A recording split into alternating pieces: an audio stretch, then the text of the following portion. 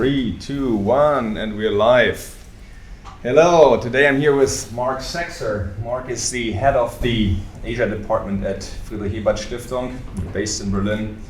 Previously, you were a resident representative of FES in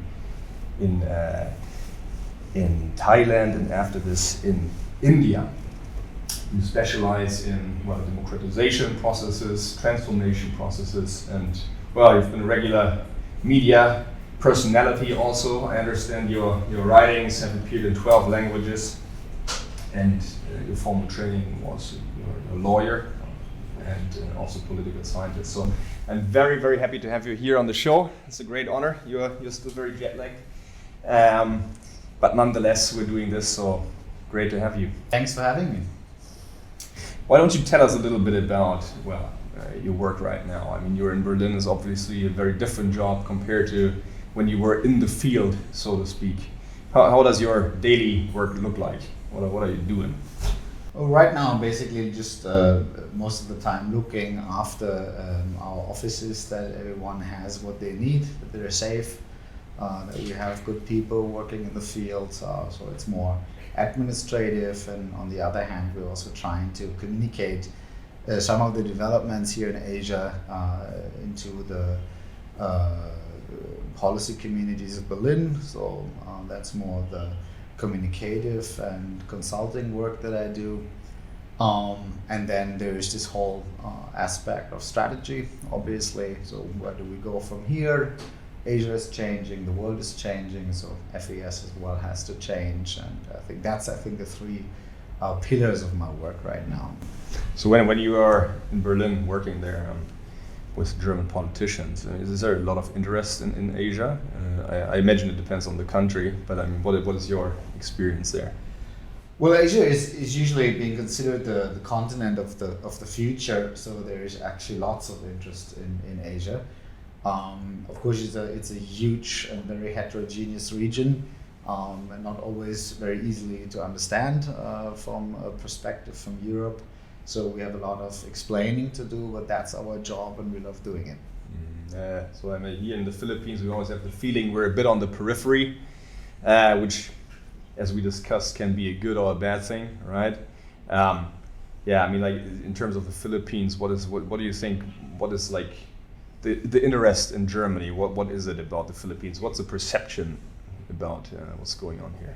I think what's clear is it's a very big country, so there is some interest. I mean, being a big country in Asia is different from Europe. I think in Europe, the Philippines would be the biggest country by far.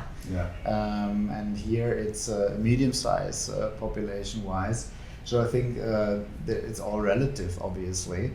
But I think there is a lot of interest right now in especially everything that concerns China at the moment. So obviously China's neighbors are also coming into the focus from that perspective. I think that's interesting. Yeah. Okay, and when we talk about your work again, I mean, I assume there's quite a bit of administrative work as well that you need to do as part of the job. Part of the job. So how does that compare when you were in the field? I mean, like, how was your work different than it is today? Well, an FES office in the field is obviously much smaller, and therefore I think more flexible. I think things happen faster. You have to react to the situation on the ground much faster. You're closer to the action, so to say. I very much enjoy that. You get to meet a lot of people all across the society, from top to bottom, from left to right. You meet pretty much everyone, and that's really fascinating. It's a very deep look into the partner societies. And I mean, like, and you obviously in our foundation, you have a reputation for being one of the thought leaders, right? You're very much into theory, political theory. You have come up with your own method, actually. Maybe you can tell us a little bit about this method. It's called Transformative Change Making. Maybe you can explain a little bit to our listeners what that stands for and how you came up with that and what the influences are on that. Yeah. Well, transformative change making basically has a couple of starting points. One of them is that obviously as FES, as a progressive foundation, we work with a lot of civil society partners, labor. So that means that let's put it in a friendly way, you're not exactly working and starting from a position of strength. Obviously, most of the time it's quite the opposite. And I think we all admire the fantastic work that our partners are doing, but on the other hand, I think we all know how deeply frustrating it can be to work at a very, very high personal risk and very high personal commitment, and cannot really see through all the change that you actually want to make. So I think that's one of the starting points. Another starting point is basically the mode of governance. I think if you look around in the region, the entire world actually that is, of course you have more traditional governance modi, like more feudal or patronage oriented, community-based oriented. And I think the new wave, what we have invented as a species, so to say, was in the 19th and 20th century, this Weberian, bureaucratic, technocratic kind of governance mode. And I think 100 years later, we have to realize that this doesn't always lead to the results that we would like to see. It, of course, changes on the superficial level, a lot of things, but sometimes it doesn't.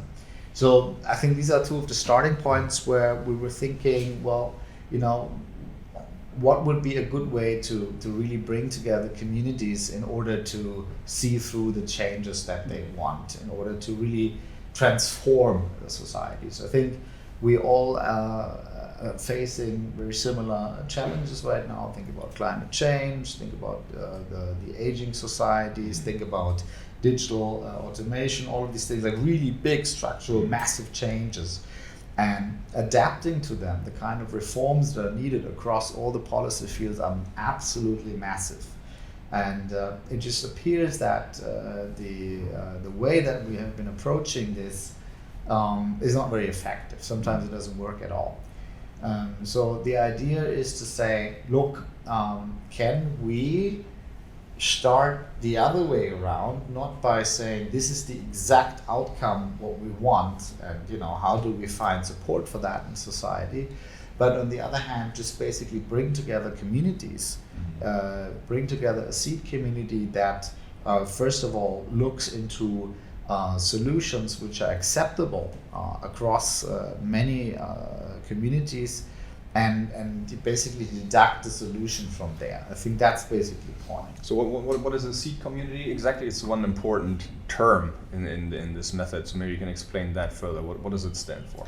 Well, seed community is simply a working group, small one, 10, 15, maybe 20 people, that comes together for a year or 2 years in order to produce a couple of very important things. What's interesting about it is, of course, the composition. It tries to bring together all the important stakeholders or key holders, as I call them, in a particular field. So let's say we want to change the education system. Obviously, it would make sense to have the teachers in, we have the parents in, we have students, we have the Ministry of Education in, like all the stakeholders come together in order to work on some solution. And that little working group we call a seed community. The name obviously reminds us of a seed, so we want to plant something and we want to see some results. Sounds like it might need a lot of water in order to grow. No? It does actually. Well, it's really like a deep digging kind of activity, or like we're drilling the big thick planks here. So yes, it does. It's a long run.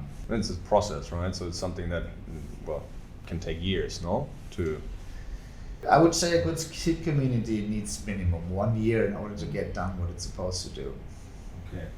Okay, but taking a step back, so you were, how can we imagine this? You were in Thailand or then India later, and you were kind of like observing, work in those countries firsthand, plus of course you were doing your readings and contributions on a more abstract level, but then you kind of developed that method and it took you how long? How long were you working on this before it became something? Well, it's obviously a try and error. I mean, I've been working with alongside a couple of thoughts that I had for a long time already, and I think that the method kind of developed along the way. It's an open-end process, so I don't think that it's the definite method or something. It's tries to bring back a couple of basic ideas of paradigm shifts actually that I think are important, and tries to operationalize this in a way that's very practical. Like it's supposed to be easy to use, and it's supposed to be fun actually doing it, and I think that's what it does. And I think it's similar to driving a car. You don't really always have to know what's going on under the hook, right? So you just want to drive from A to B. Yeah, and you want to drive fast, hopefully not against the wall.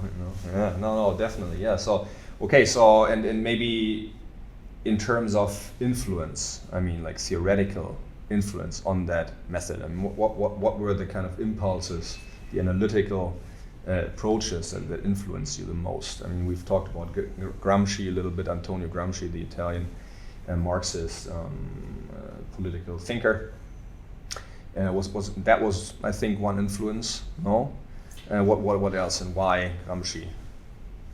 Well, like I said, there's a couple of basic ideas that I think are important for us to understand, and I think a very basic idea is that if you really want to change something on a large scale in a society, you need to base that in order to bring about that change, but also in order to make that change sustainable, you need to base it on a very broad societal alliance. Otherwise, you always have a pendulum, it swings back and forth, and that's what we actually call the transactional mode of policy making. Winner takes it all. This time I win, I take it, then you win, and you take it back, and the society as a whole doesn't progress at all. So we need these very broad societal alliances. The problem is that alliance building is about the most difficult thing there is. Basically, human beings and social groups have different interests, identities, and worldviews. So what I think is right, you maybe think is wrong. What my interest is maybe is the exact opposite of your interest. So it's very, very difficult for us to come together to build an alliance. In order to fix that fundamental problem, I think it's easier to base this alliance onto a narrative about the future. So what we can do, instead of saying, okay, we disagree in the here and now, but maybe we can look into the future and think about what kind of expectations we have about this future. And if our expectations about the future are aligned and maybe change from what we expect right now, I think our interests in terms of risk and opportunity will change accordingly. And when we start doing that, basically changing our interest calculation, maybe we can come together and work towards a future. So that's basically the main idea of transformative change making. And this narrative, this idea that basically a narrative can be constructed and it can be a very powerful way of building alliances in a society, that obviously goes to thinkers like what you mentioned, Antonio Gramsci, which has always been very, very interested in the power of discourse in a society. But obviously also others. Yeah. So what comes to my mind immediately is challenges like climate change. No, I mean those I would assume are themes that lend themselves very well to. Well, this is kind of a negative scenario, but you can also say like renewable energy, for example. No, where you kind of you have a theme that seems to lend itself very well to bringing many different players together to form an alliance. No. In terms of contents, what are other themes that you think work well for this? Well, I mean, let's stick with that. I mean, it's a very interesting example. I mean, most of humanity right now, except maybe a few climate change deniers, actually are convinced that there is such a thing as climate change. But on the other hand, we see how incredibly difficult it is to actually make any real difference. And that's actually what I'm talking about. So I think if we look from a purely academic point of view or technocratic point of view, it would be enough to have clearly identified the problem and the solution is so obvious, isn't it? Right? But then we see that the reality of the society is extremely messy. And there is the problem of long-term versus short-term. There's the problem of who pays the cost for the change. There's the problem of political will, and so on and so on and so on. So if we tackle a big problem like climate change, I mean, there's obviously many ways how you can do that, right? And what we are actually doing as a species is not using all of these options. I think it is fair enough to say that a lot of the emissions which cause climate change is being produced by the corporate sector. Yet the corporate sector seems to be not so much in the focus of the solutions. The dominant discourse, and there we go, that's actually a discourse which is basically telling us, what is the problem and what should be the solution. That's what a narrative does. It very much starts with us as individuals and our individual responsibility. So that means, do you eat meat? Yes or no? Do you use energy-saving lamps? Yes or no? Do you fly an airplane? Yes or no? All of these individual choices that you can make as a consumer, as a citizen, as a human being, that's actually where the focus of the solution lies. I think that's very unfortunate because that can only be part of the solution.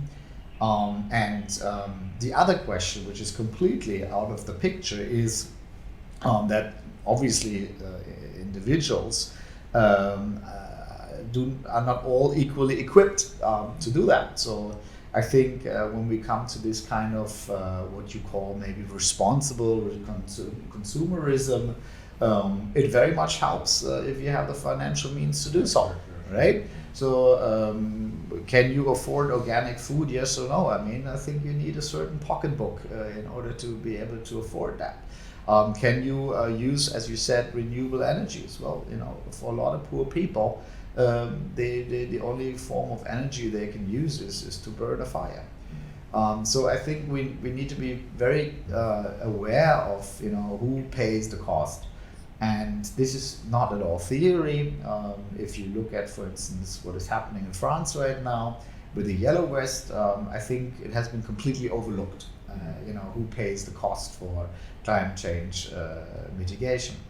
And that's exactly what I would suggest that we need to change, right? If we want to really address a big problem like climate change, we have to make sure that it is built on a broad societal coalition where all the interests are being combined together.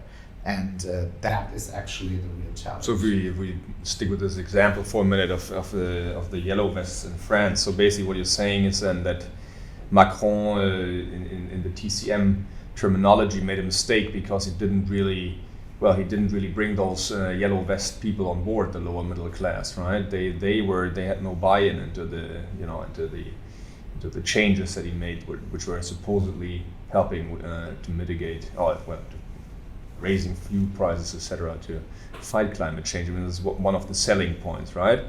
But they had no say in that, and so it was not really that they were part of the alliance, right? Is that an example of how not to do it? Well, and one of the quotes that you hear a lot from the protesters in France is that the end of the week is much nearer than the end of the world. And I think that pretty much brings this dilemma to the fore. I don't think that the people who are protesting are actually climate change deniers. I think they very much agree to the need to address climate change. The question that they are asking is, so why are we disproportionately being hit by the cost of doing so? I mean, raising the fuel cost obviously is very difficult for young families with children, as well as commuters, as well as people who actually use their car to sell stuff. And I think this was not properly addressed in the measures. And I think I cannot look into the head of Mr. Macron on this, but it seems to be a mistake that appears more often than not, that the costs are attributed disproportionately. Right. So what you're saying is that, with a lot of those big challenges, problems that we're facing, there's actually one aspect that has always been there, and that's maybe neglected or underappreciated, which is class, right? And the idea of how resources are distributed in any given society.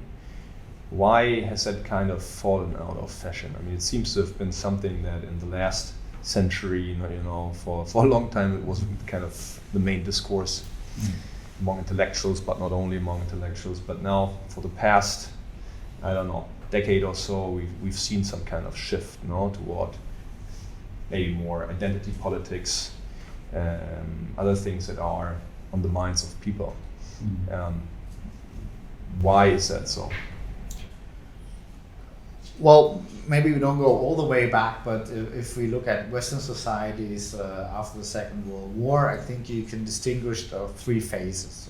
And I don't want to go Marxist on you, so I'm not talking about base and superstructure here, but I think we can all agree that there is a certain correlation between the way that an economy works and what kind of power relations comes out of that, and what kind of political institutions we build and what kind of political and cultural conflicts emerge in a society. And if you look into that, you could say that if we take the Second World War as a starting point, you had a capitalism which we describe as Fordist or industrial capitalism, and it very much correlated with a political regime that you may or may not call social democratic, and this social democratic setup, the main basic conflict cleavage was between left and right, and it was fought over material distribution, right? So the classical left and right politics. You saw that by the end of the 1970s, beginning of the 1980s, industrial capitalism was increasingly being replaced or supplemented by what we call financial capitalism, and the political regime, can term that neoliberal, right? And what is particular about that is that there was almost no more struggles over material distribution. It seems to be that this completely disappeared from the public agenda and was replaced with cultural questions, right? And I think in the last couple of years, most decisively, obviously after the financial crisis of 2008, but politically maybe, starting point would be like Brexit and Trump and all these things in 2016. You see that there seems to be a new form of capitalism emerging. Maybe we can call that digital capitalism or platform capitalism or information capitalism or something like that. And you also see that the political field is changing, right? And I think what we can observe in this relatively short amount of time, so this is absolutely not scientific, but I think it's an observation that you can make is, yes, we do have the return of the material distribution, but it is usually embedded within a cultural narrative, right? So there's many examples how you can observe that.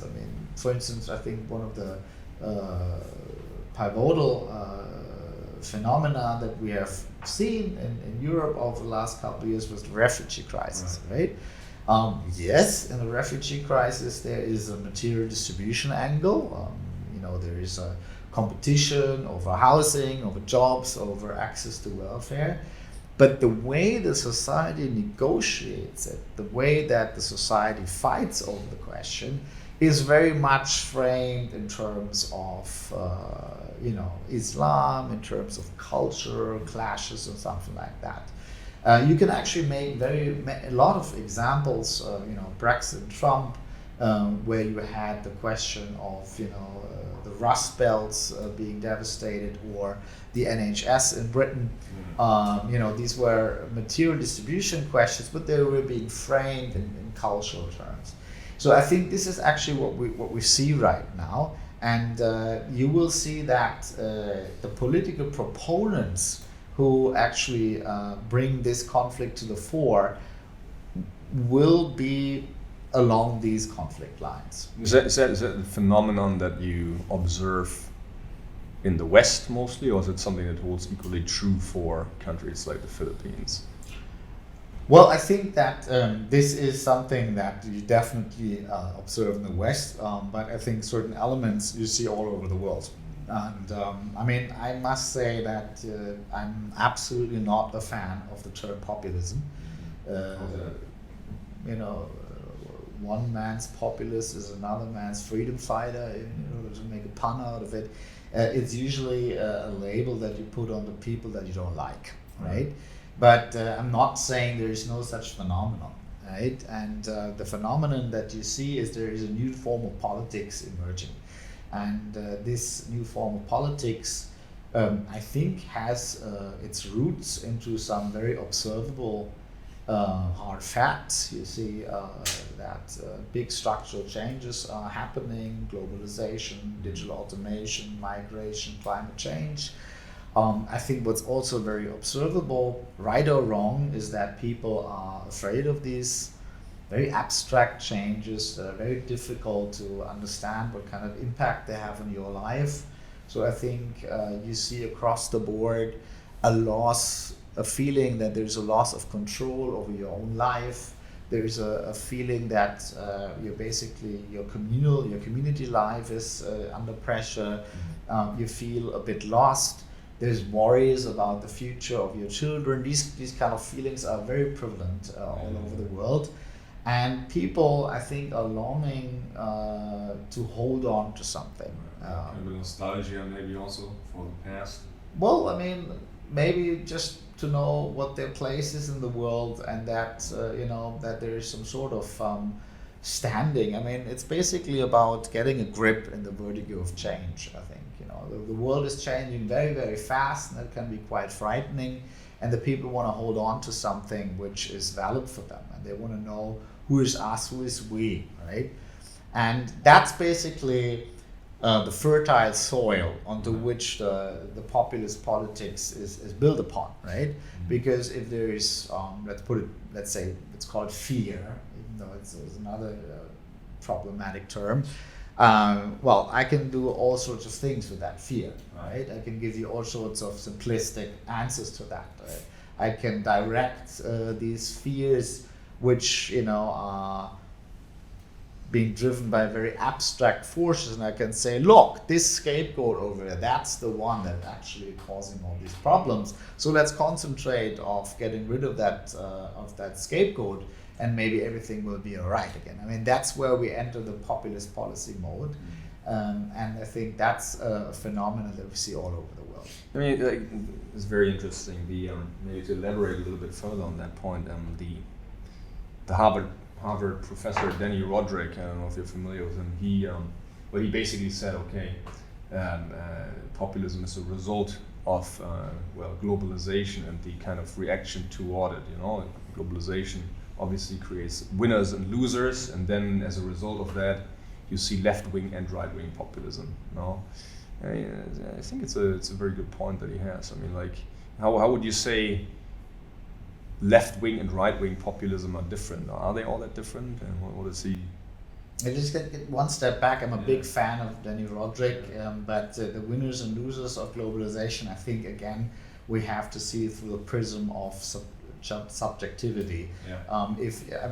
What you cannot do, and there's lots of studies out there, is to say, okay, so you make more money, so you're a winner of globalization. That's not how it works. Actually, you see that, for instance, if you start with the support for right-wing populists, they are more or less evenly distributed throughout society. So you cannot say it's the poor and downtrodden. Actually, it's quite the opposite. A lot of supporters of the right-wing populists are very well-educated people, and they're also materially quite well off. Like alt-right in the States is kind of phenomenal. Right. So I think what you can see is that not that it's in terms of income or wealth or education, but the overall expectations about your future and the future of your children. And of course, there is an element of subjectivity here. So maybe some people worry more than others. Some people embrace change as an opportunity, some others see the risk more. So there is a subjective factor into this. And I think that's how we have to approach this winners and losers. So you can actually do very well, but you can perceive yourself as being a loser. And that also has a lot to do with identity. I think a lot of people feel that, you know, their community is under threat, their identity is under threat, their privileges are under threat, they're being disrespected, not being recognized like others. I think all of these subjective factors also play a big role. So I think we should not make it too easy and only focus on the material aspects. Oh, it's very interesting. I mean, yeah, but I mean, like, the point makes sense, no? Like, you, on the one hand, you have very one-sided criticism of globalization. I mean, I personally think we shouldn't forget that thanks to globalization, many people in places like China get lifted out of absolute poverty, right? So that's obviously a positive effect. But in one narrative that only praises globalization, we can call it the neoliberal view, you kind of neglect that there is also losers, right? And I think Roderick's point, if I'm not mistaken, is that if you are not honest about the fact that there is also losers, then you kind of create a fairy tale, and people don't buy it anymore. You know. But when we speak about identity, this whole phenomenon of identity, again, like differences between left and right, how does it play out on the different political sides?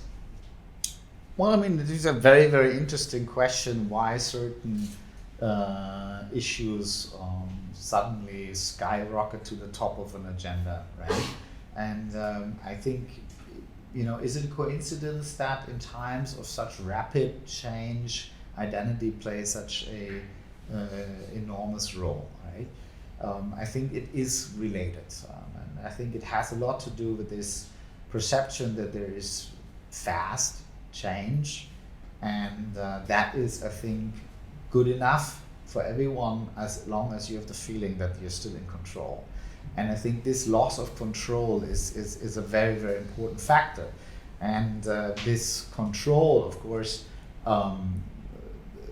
you know, that feeling of being in control can be produced in several ways. I mean, that is, for instance, of course, the role of the state in terms of social security, but also in terms of domestic inner security. But there's also the role of the community, your basically your peer community, right?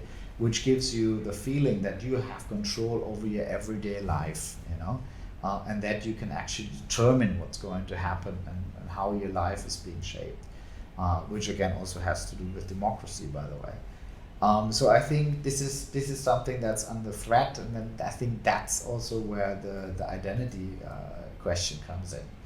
You asked me if there is a difference between identity of the left and the right. I think right now, I think, you know, again, if you look back, let's say 50 years, you would have had on the right a very strong collective identity narrative, which is called the nation. We are the nation.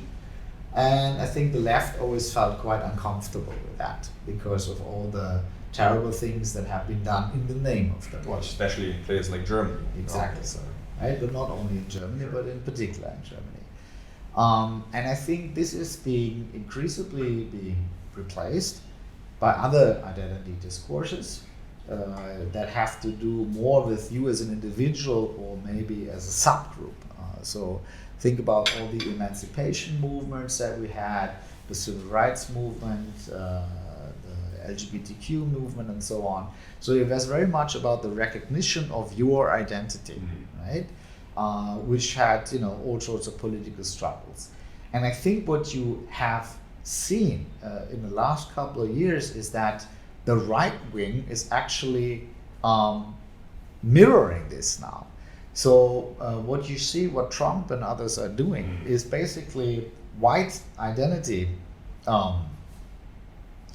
politics, right? So you have basically still a majority in the United States, but feels under threat. Was it not that Steve Bannon was saying, yeah, give me all the identity politics you can, it's a perfect screen onto which we can project our messages. Yeah, but like, who is he mobilizing? And he's actually mobilizing white identity. So that's actually, so identity politics has been copied by the right.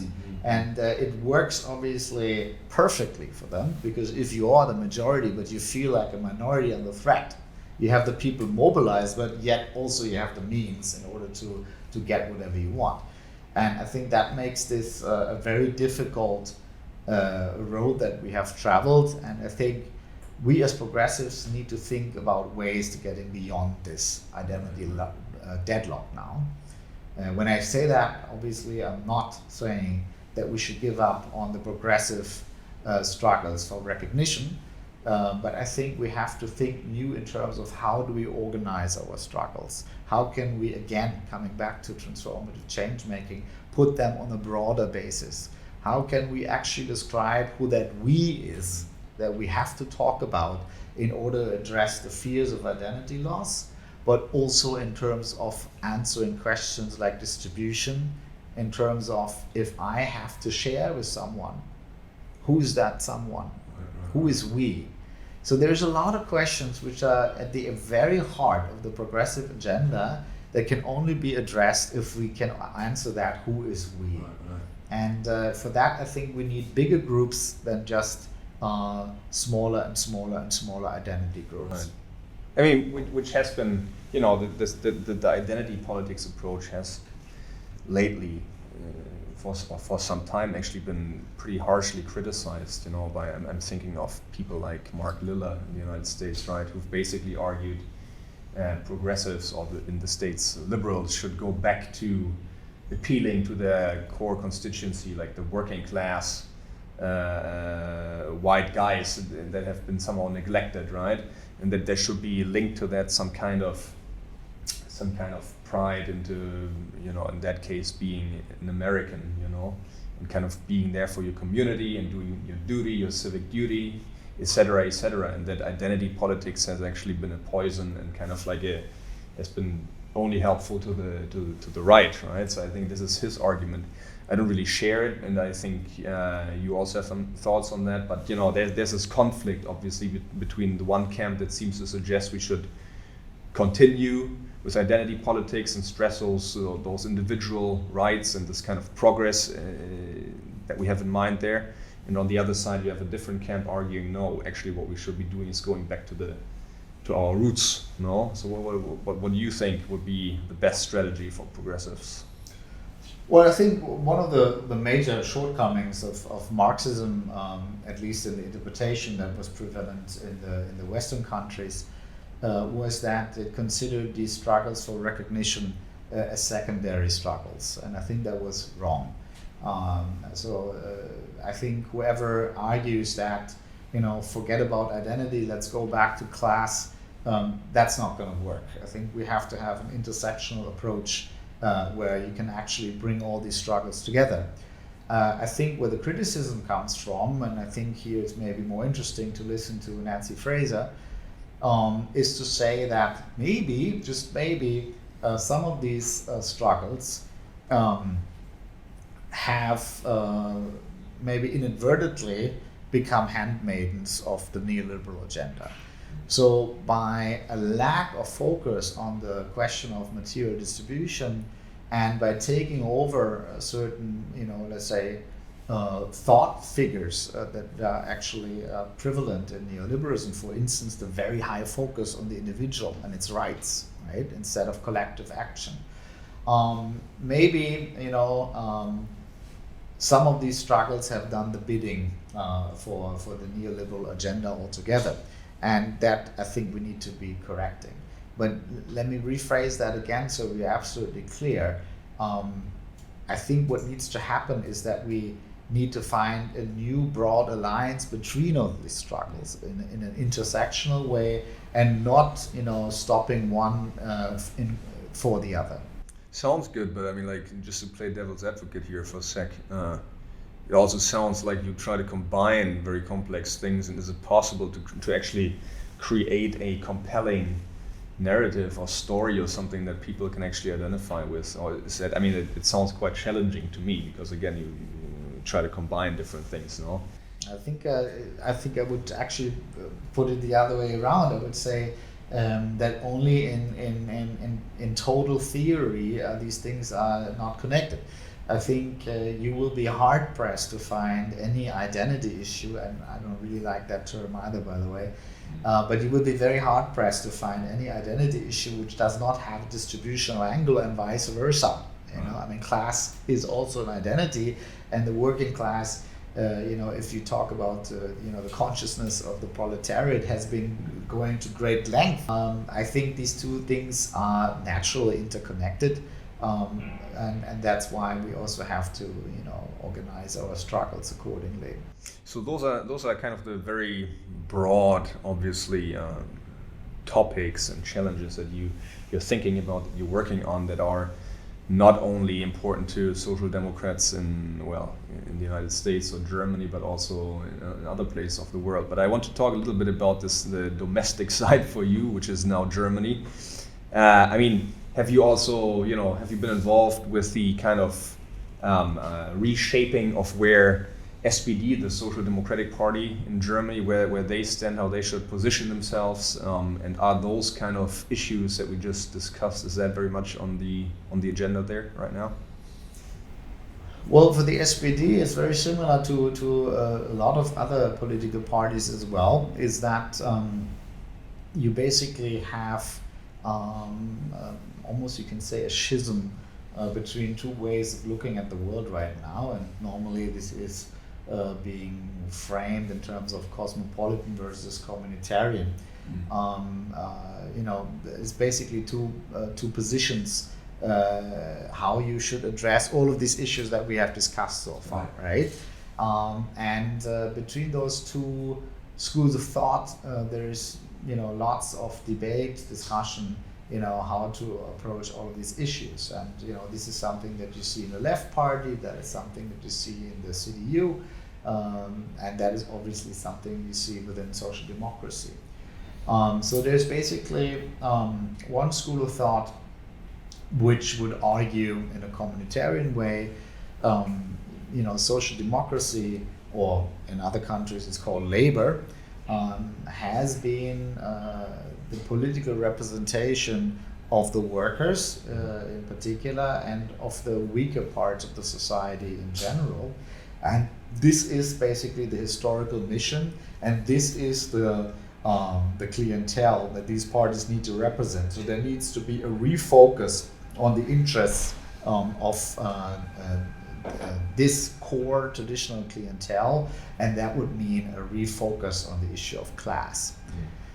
Versus, on the other hand, there is a strongly cosmopolitan point of view, which would argue that you know, there is no more working class. That is actually gone with the industrial capitalism that we talked about earlier, and you know, social democracy was always and should be the party of social mobility. You would actually, you know, want to be an elevator up into the middle classes. So social democracy should focus on support the people who actually empower themselves. So the focus should be indeed on empowerment and on freedom to live your life like you want it to live, right? So you already see very different focus on very different clientele, right? And that would obviously, if you put that into a political strategy, mean very different orientations across all of the policy fields. When you go to domestic security, when you go to redistribution and social policy, when you go to education and so on, it would have very different consequences, right? And these two, let's say, schools of thought have been discussing and debating fiercely with each other over the last couple of years.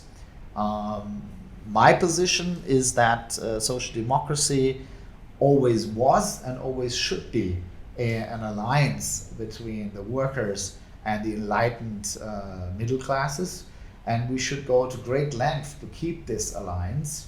My position is that social democracy in its innermost core is a social compromise, which is the nucleus of the social contract, right?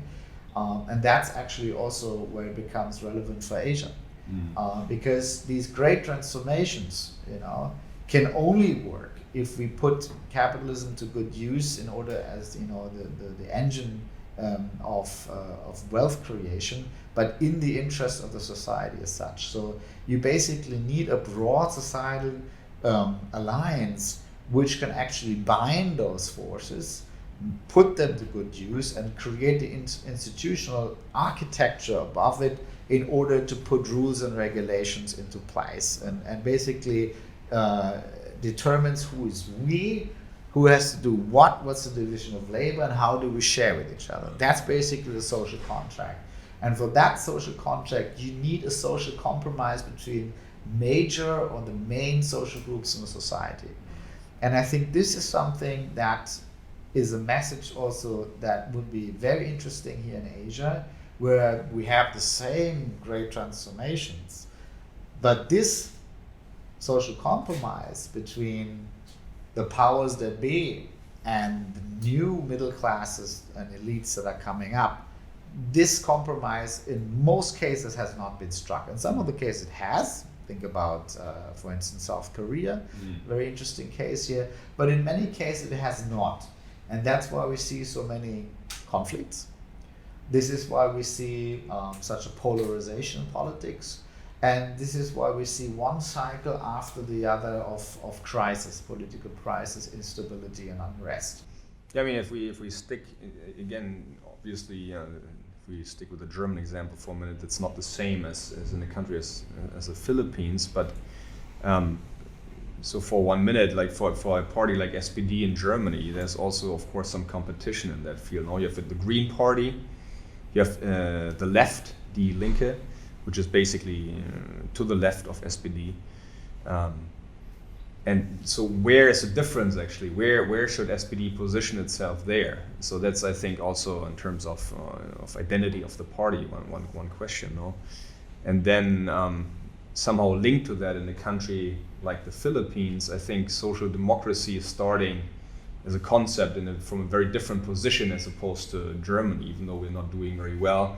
Recently, there's a long history of shaping politics in Germany, and after all, used to be, and hopefully still is, one of the major parties that are representing society. So that's obviously different context here, no? So but let's stick with the first observation for a minute. So right now the Green Party is doing extremely well in Germany. The left is also pretty constant, if I'm not mistaken, at 9% or something, or 10%. Where, why should people vote for SPD and not one of those two choices? Well, the Green Party, the situation right now is very benign. I think for the Green Party, which has a relatively homogeneous constituency, which is basically the new middle class, the academic class, the creative class. So they have relatively homogeneous interests when it comes to the economic, material questions, and they have a relatively homogeneous worldview. Right now, the political climate is very favorable to the Greens because they position themselves as the antithesis to the right-wing populists, right?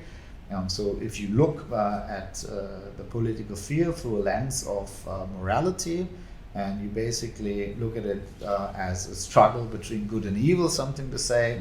Of course, obviously, depending what you are good and the other one is evil, right? So if you happen to believe that right-wing populism is evil, then your choice is to go for the good, all right? And I think the Greens have created that narrative and they're sticking to it. For the Social Democrats, the political equation is much more difficult because its constituencies are much more heterogeneous, as already mentioned before. It has always been a coalition between the workers and the enlightened middle classes. They have different interests, materially speaking, and right now more pronounced than, let's say, in an earlier generation. They have different worldviews. So I'm not saying the workers are all communitarian, the middle class are all cosmopolitan. I think it would be too simplistic, but there are certain correlations between that. So I think for social democracy, the solution needs to be somewhere where you can, like I said earlier, you need to keep that alliance alive, right? So in order to do that, I think there needs to be an understanding for the position within the social field of these allies, right? We have to have a view for that. Like I said, you need to be aware that there is class, right? And if we cannot add that to our politics, I think we'd be lost. The left party that you mentioned, I think, is having exactly the same problems right now. I don't think it's very stable. They've been actually traditionally very strong in the eastern part of Germany, and lately have been losing quite dramatically towards the right-wing populists. I think that if you look at the debates that they have over issues like migration, integration, and so on, between Katja Kipping, the party head, and Sarah Wagenknecht, who's the head of the parliamentary faction, then you see that it's a very similar kind of conflicts that are there, which are putting a lot of stress on the left party. So I think for them the positioning is not so clear. Okay, and second part of the observation, if you look at social democracy in Asia, I mean, like, how is this playing out here? What kind of hopes do you have for social democracy in Asia? What would need to happen, using your analysis, for social democracy to play a bigger role in Asian societies? Well, like I said, I mean, I don't think that it makes too much sense to export and import institutions from one society to the other, right? Institutions are, at the end of the day, social compromises which have been put into rules, right? And they work in a specific political context which created it, and you cannot just take it from one society and put it in the other. That being said, the core idea that institutions should be built on a compromise, that is actually the core of social democracy. And I think this is something that we can bring here to the table, which will be extremely relevant. So Asian societies have been going through the motions of rapid, extremely rapid social change. If you think about it in historical terms, much faster than Europe. I mean, the transformation in Europe, which started with the Industrial Revolution, took 200 years. Some of the Asian societies here have been going through these motions in 1 or 2 generations. So it's even much faster. And with all the kind of distortions and conflicts that are a byproduct of that. My point is that you can only, find social peace and balance in a society if you find a new compromise on which you can put, on which you can found a new social contract, right? And the negotiation of this social compromise, that you can call social democracy. And I think this may be a very, very attractive idea here for Asian societies. I mean, I want to ask a heretic question also. I mean, it makes a lot of sense to me if I look at the Philippines. I mean, like, basically 20% poverty for a long time. When we talk about poverty, it's real poverty. No, it's like 9% at I think $1.25 a day. 9% of the people that have to live on not more than $1.25 a day, and then if you add the percentage of people that live below $6, it's 20%. No, and it hasn't really decreased all that much. I mean, yes, somewhat, a couple percentage points, but by no means as much as one would hope. So to me, it makes a lot of sense that somehow this should be an attractive proposition. The kind of values and ideas that social democracy offers. No, if we look at Germany, at a country like that, it's obviously a bit different, the context. No, I mean, to put it simply, is there actually inequality in Germany? I mean, the Gini coefficient, for example, has been pretty steady for the past, 14 years. Income inequality is at 0.29, has basically been there at that level, has not been increasing. Well, wealth distribution is quite unequal, even though it gets reduced if you add pensions and those kind of and social benefits that people can get. It's still high. It's almost 0.6, but it's it's relatively speaking, relatively low. Is there actually a problem with inequality in Germany, or is it a perception? I don't know where you get your numbers from, but I think that social inequality has actually, the social gap has been opening. I think also you can see that social mobility has been decreasing. I think the opportunity that you have in life very much depend on where you come from. Depends on what kind of school you go to, depends on what kind of cultural capital you inherit, so to say, and it obviously it means what kind of material capital you inherit. So inheritance, I think, of wealth is a huge factor. So I think there is an issue with social inequality in Germany, and I think it has worsened. But that goes without saying that I think the challenges in some of the Asian countries are even greater. Yeah, agreed. Definitely. I think this is one of the points you mentioned before. Among other things, social democracy tries to create an equality when it comes to making progress and climbing the social ladder. And that even in places like Germany, that doesn't seem to be nearly where we hope it will be. Yeah, and one other phenomenon, kind of a different topic but related, is when we talk about democratization processes, but also the phenomenon of populism. Obviously, social media and social media usage has played a big role, and it seemed for some time that the right-wing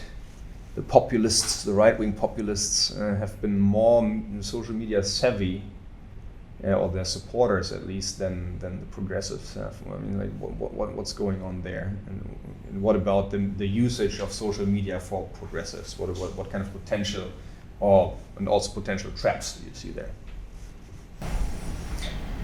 I'm not sure that they're really more savvy. I think you could actually say, if you really observe the alt-right and the identitarian movement in the US and in Western Europe, you could possibly say that they have copied a lot of both strategies, tactics, as well as aesthetics and terminology of the left. They prescribe themselves and organize themselves as a movement, right? Very happily being dressed in black, for instance. They use terminology like system, establishment, the lying press. They have, put their focus, for instance, on freedom of speech. All of these things have been actually the agenda and terminology of the left. So I think what the alt-right has been doing some extremely clever rebranding, or if we come back to your friend Gramsci, they have actually occupied this terminology for them. And I think if you are looking for a mistake that progressives have made, is we let them. Yeah. Right? I think we have given up on too many of these terminologies and have not fully understood that this is actually the strategy how the alt-right tries to occupy more and more and more of the discourse field. So I think that has been working out quite well for them, and I think that is where the progressives have to do a better job. Right. Speaking about prognoses, what we've seen in France, again, we talked about Macron briefly and the yellow vests, but one of the phenomena obviously there was that the Socialist Party all but disappeared. So how is that? What do you think how is this going to play out in other countries, including Germany? What do you expect? At this point. Prognoses are notoriously difficult, especially when they're about the future. I won't nail you down on that. But I think what you're hinting at is that yes, we see a complete reorganization of the political party field in countries like Italy, in countries like France and others. And like I said earlier, this seems to be in trend with this new political formation that is actually being emerging. Remember about this, what I said, the return of material distribution embedded within cultural frames. This is arguably, for instance, the political formation of France right now. So you have, for the lack of a better word, but Nancy Fraser came up with this term, progressive neoliberalism. I think Macron fits the bill beautifully. On the other hand, you have Marine Le Pen, which basically combines a right-wing authoritarian outlook with some social distribution policies, right? This is almost a perfect reflection of this new basic political formation that you see emerging everywhere in every country, right? How the political parties in Germany adapt to that, I think that is a question that will be decided in the next couple of years, maybe even months. So I think there is lots of adaptation going on right now, but if that's enough, I guess we have to see. Yeah, so, well, it's been a fascinating hour with you, Marc. I want to ask you one last question. Where do you see yourself in 10 years from now? Any hunch what you will be doing? Well, maybe you realize that how much passion I have for these kind of issues. So I think I will never, be tired of them. So the question how societies change and what is driving these changes, and how you can try to make a little difference within that, is something that for me is an absolute fascinating thing. And I hope that in what position whatsoever, I will always be, part of that, because it's something that has been fascinating me for a long time, and I think it will forever. We definitely get that feeling speaking to you. So thanks a lot for your time. It was a great pleasure, and best of luck to you. And we hope that you continue to make your contributions to the cause. Thanks, Marc. Thank you very much, and all the best for the Philippines. Cheers.